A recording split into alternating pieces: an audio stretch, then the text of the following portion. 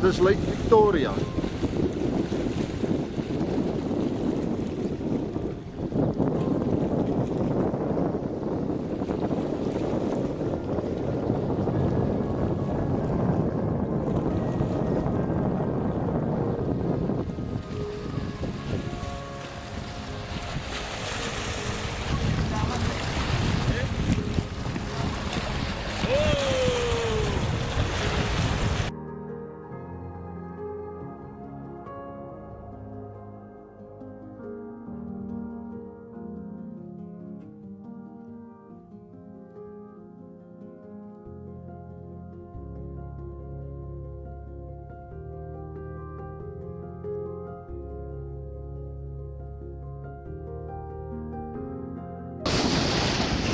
By volume, nie die grootste meer in Afrika nie, by oppervlakte, ja.